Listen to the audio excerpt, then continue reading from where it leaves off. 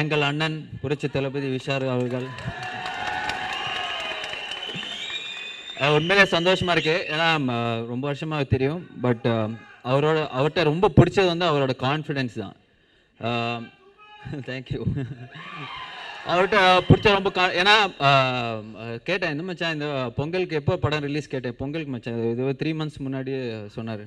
இப்போ நான் வந்து ஏன்னா நிறைய பெரிய படம் வருது, பரவாயில்லையா எவனாக இருந்தாலும் வெட்டுவேன் அப்படின்னாரு. ஸோ அது வந்து ரொம்ப பிடிச்சி. இன்றைக்கி பாருங்கள், பொங்கல் ரிலீஸ் சொல்லிட்டு எல்லாம் வேஸ்ட்டு கேட்டுட்டு வந்திருக்கேன். ஏற்கனவே ரெடி ஆகிட்டாங்க, மாற்றமே கிடையாது. சரி, அதே மாதிரி ஹன்சிகா ஆக்சுவலாக மீகாமன் படம் ஷூட் பண்ணும்போது தான் இந்த படம் கமிட் பண்ணாங்க. கமெண்ட் பண்ணி கேட்டேன், இந்த ரொம்ப ஹாப்பியாக சொன்னாங்க, இந்த மாதிரி doing a movie with your friend Vishal அப்படின்னா. Okay super. என்ன படம் பேர் என்னன்னு கேட்டேன். அம்பாலா அப்படின்னா.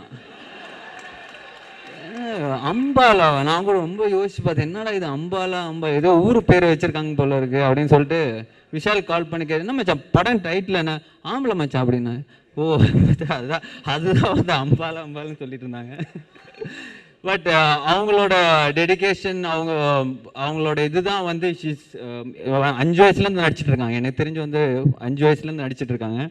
ஸோ அவங்களோட டெடிக்கேஷன், அந்த ஒரு ஹார்ட் ஒர்க் தான் she's come up so well.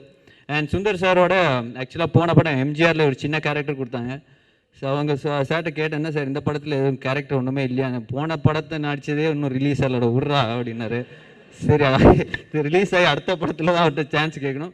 உண்மையிலே விஷால் வந்து வெரி ஹாப்பி வித் மியூசிக். ஏன்னா எனக்கு கால் பண்ணி வந்து கால் பண்ணி மச்சான் உன்னோட அடுத்த படத்துக்கு மியூசிக் டைரக்டர் ஃபிக்ஸ் பண்ணிட்டு என்ன ஆச்சுன்னு கேட்டேன்.